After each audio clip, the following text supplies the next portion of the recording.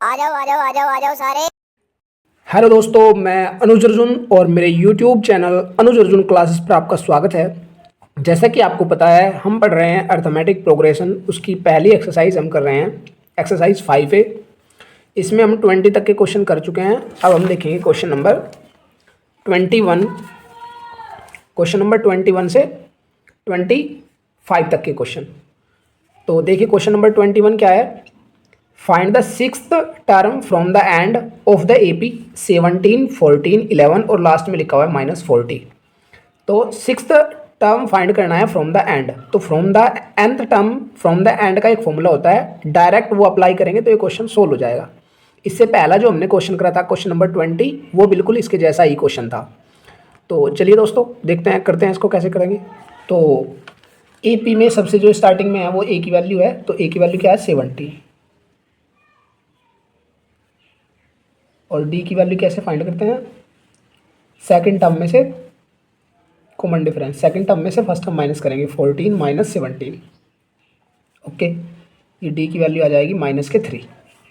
और जो सबसे लास्ट में लिखी हुई है एपी में -40, ये एल की वैल्यू है, L is equal to -40। Okay, L की वैल्यू ये है। Okay, nth term from the end, इसका फॉर्मूला क्या होता है, nth term from the end होता है L minus n minus 1 into d. हमें कौन सा टर्म फाइंड करना है, nth नहीं, हमें सिक्स्थ टर्म फाइंड करना है। तो n की जगह क्या आ जाएगा 6, तो ये हो जाएगा sixth term from the and. तो L की वैल्यू क्या है -40। ओके, माइनस n की वैल्यू क्या है 6, तो ये हो जाएगा 6 माइनस 1 इंटू डी। डी की वैल्यू क्या है -3। ओके, अब इसको सोल्व करेंगे। -40, ये बचेगा -6 माइनस 1 बचेगा 5 मल्टीप्लाई -3। ओके, -40 ऐसा कैसे ही लिखेंगे, अब इन दोनों की मल्टीप्लाई करेंगे, माइनस माइनस प्लस 5 3 जा 15। ओके, माइनस के 40 प्लस के 15, तो ये कितना बचेगा माइनस के 25। तो six term from the and, ये कितना आ गया हमारा माइनस के 25। ये हमारा इस क्वेश्चन का आंसर है। आई होप आपको nth term from the and अगर फाइंड करना है तो उसके लिए ये फॉर्मूला अप्लाई करेंगे और आप इस तरह के क्वेश्चन कर सकते हैं। तो देखिए question number 22, is 184 a term of the AP 3, 7, 11, 15। मतलब इस एपी का क्या ये एक टर्म है। अच्छा, हमें नहीं पता ये एक टर्म है या नहीं है, और है तो कौन सा है। जब हमें नहीं पता होता कि कौन सा टर्म है, विच टर्म है, तब हम उसको क्या मान लेते हैं, nth टर्म मान लेते हैं। तो उसको लेट कर लेंगे, nth टर्म है 184 इस एपी का। ओके, तो nth टर्म का मतलब क्या है, tn की वैल्यू 184। ओके, उसके बाद जो स्टार्टिंग में लिखा हुआ है वो a की value a is equal to 3। Okay, d की वैल्यू फाइंड करेंगे, सेकंड टर्म में से फर्स्ट माइनस करेंगे, 7 माइनस 3, तो यह आ जाएगी d की वैल्यू 4। ओके, अब nth टर्म का फॉर्मूला लगाएंगे, tn is equal to a plus n minus 1 into d. Okay, nth term tn की वैल्यू कितनी है 184 इज इक्वल टू a की value 3 plus n minus 1 into d. D की value कितनी है 4। ओके, 3 इधर आकर माइनस हो जाएगा, 184 माइनस 3 इज इक्वल टू में n माइनस 1 इंटू 4। ओके, ये बचेगा कितना 181 is equal to n minus 1 into 4। Okay, ठीक है। अच्छा, इसको अगर आपको इजी कैलकुलेशन करनी है तो क्या करेंगे, 4 की मल्टीप्लाई अंदर कर लेंगे,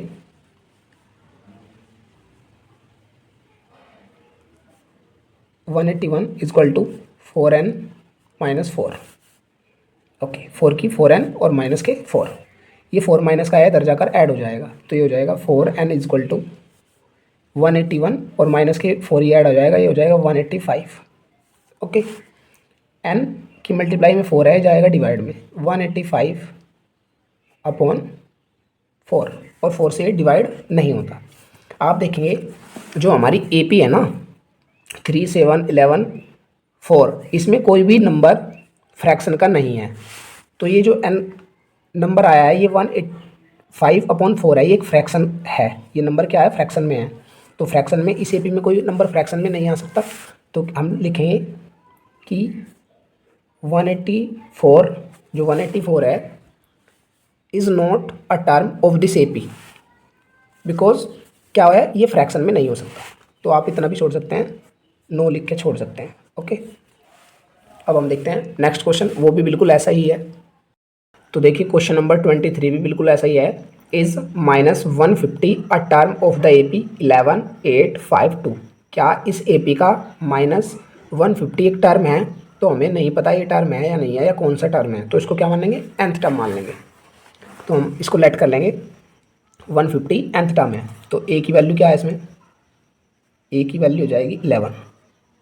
ओके, D की वैल्यू जैसे कि आपको पता है 8 - 11, सेकेंड माइनस फर्स्ट टर्म, तो ये कितना आ जाएगा, -3। ओके, अब nth टर्म का formula Tn = A + n - 1 × D। Okay, Tn की वैल्यू -150 = A की वैल्यू 11 + n - 1 इंटू D की वैल्यू कितनी है, -3। ओके, 11 इधर आएगा तो ये माइनस का हो जाएगा, -150 और -11 = में -3 की मल्टीप्लाई करेंगे, -3 की प्लस n में मल्टीप्लाई करेंगे, -3n, -3 की -1 में करेंगे तो माइनस माइनस प्लस हो जाएगा, 3 × 1 = 3। ओके, ठीक है, ये कितना हो जाएगा, ये हो जाएगा 161, -161 = में -3n + 3। अच्छा, आप देखेंगे 3 प्लस का है, ये भी इधर आकर माइनस का हो जाएगा। तो हम लिखेंगे -3n = -161, और ये प्लस का 3 उधर जाकर हो जाएगा -3। तो -3n, तो ये कितना हो जाएगा, ऐड होकर -161 और -3 हो जाएगा -164। ओके, माइनस से माइनस कट जाएगा ऐसे, तो n की वैल्यू कितनी आ जाएगी, 164 अपॉन 3। क्या इससे पूरा पूरा डिवाइड होता है, नहीं होता है। इसको हम लिख सकते हैं 3 × 5 = 15, 1, और 3 × 4 = 12, 2/3, मतलब 54 होल 2/3, ये हम लिख सकते हैं। क्या ये एक पूरा पूरा नंबर है, कंप्लीट नंबर है? ये फ्रैक्शन की फॉर्म में है, जबकि इस AP में कोई भी नंबर फ्रैक्शन की फॉर्म में नहीं है। तो इसका आंसर क्या हो जाएगा, नो। अब देखिए question number 24, which term of the AP 121, 117 और 113 is it's first negative term. मतलब ये पूछा हुआ है कि इसका कौन सा टर्म नेगेटिव है, तो हमको नहीं पता है कि इसका कौन सा टर्म नेगेटिव है। तो हम जब हमको नहीं पता होता है कौन सा टर्म, तो हम क्या मानते हैं, उसको लेट करते हैं Tn। तो नेगेटिव हमको पूछा हुआ है, नेगेटिव पूछा हुआ है, तो नेगेटिव का मतलब होता है 0 से कम, 0 से कम के जो नंबर होते हैं वो नेगेटिव होते हैं। तो Tn nth टर्म क्या है, विच टर्म इज नेगेटिव। तो क्या करेंगे, लेस देन 0। जो nth टर्म है वो क्या होगा, nth टर्म क्या होगा, लेस होगा 0 से। ओके, तो अब हम देखते हैं जो सबसे पहले लिखा हुआ है वो काय की वैल्यू है, A की वैल्यू है। ओके, A की वैल्यू 121। ओके, और D की वैल्यू क्या होगी, सेकंड में से फर्स्ट माइनस करेंगे, 117 - 121 इक्वल टू कितना आएगा, -4। ओके, अब बस हमें इसमें पुट करना है। Tn क्या होता है, A + n - 1 × D, A + n - 1 × D less than 0। Okay, A की वैल्यू कितनी, 121 + n - 1 × D, D की वैल्यू कितनी है, -4। Less than 0। 121 मल्टीप्लाई करेंगे -4 की एन में करेंगे तो -4n, -4 की -1 में करेंगे तो +4। ओके, ठीक है। अब ये कितना हो जाएगा, 121 + 4 तो ये हो जाएगा 125 less than 0। 125 -4n, okay, less than 0। अब ये माइनस का 4n है, उधर जाकर का आएगा हो जाएगा प्लस का 125 लेस देन, और ये माइनस का 4n इधर आकर हो गया प्लस का। ओके, अब ये 4 इधर डिवाइड में जाएगा तो ये जाएगा, अच्छा ये देखिए इधर ये क्या है, ग्रेटर है, तो मैं इसको इधर लिख देता हूँ n ग्रेटर और 4 डिवाइड में 125/4, एक ही बात है। अच्छा, अब इसको डिवाइड करके लिखेंगे n ग्रेटर दैन 4 3 × 12, 4 1 × 4 और 1 बचा 1/4, तो ये इतना हो गया।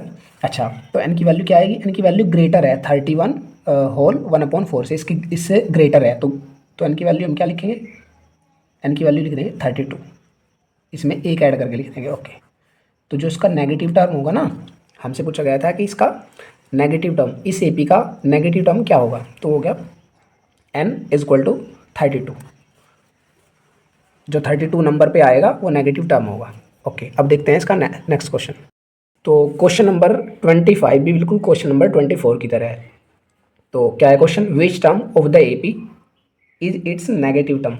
ये पूछा गया है इस AP का कौन सा टर्म नेगेटिव है, तो हमको नहीं पता कि कौन सा टर्म क्या है नेगेटिव है, तो क्या मानेंगे इसका, लेट nth टर्म क्या है, नेगेटिव है। और नेगेटिव कैसे लिखेंगे, मतलब 0 से लेस है, 0 से लेस, 0 से जो कम नंबर होते हैं वो क्या होते हैं, नेगेटिव होते हैं। बस इसके बाद क्वेश्चन बड़ा इजी है। सबसे पहले क्या करेंगे, A और D की वैल्यू फाइंड करेंगे। A की वैल्यू इजीली फाइंड हो जाएगी क्योंकि स्टार्टिंग में लिखी होती है वो A की वैल्यू। ओके, और D की value second term minus first term, 19 4 से 76 और 1 77/4। ओके, और माइनस के 20। D = एलसीएम कितना आ जाएगा, 4 की मल्टीप्लाई 20 में होगी 77, ऐसा कैसा ही -4 24 × 80, तो D = ये कितना आ जाएगा, -3/4। तो हमें D की वैल्यू भी पता है, यहाँ पे पुट करेंगे Tn मतलब A + n - 1 × D less than 0। Okay, A की वैल्यू रखेंगे 20 + n - 1, ऐसा का ऐसा ही लिखेंगे, इंटू D की वैल्यू कितनी है, -3/4 लेस दैन 0। ओके, 20 प्लस, पहले मल्टीप्लाई करेंगे यहाँ पर -3/4 की मल्टीप्लाई करेंगे प्लस n में, तो -3n/4 -3/4 की -1 में, तो minus minus plus 3/4 less than 0।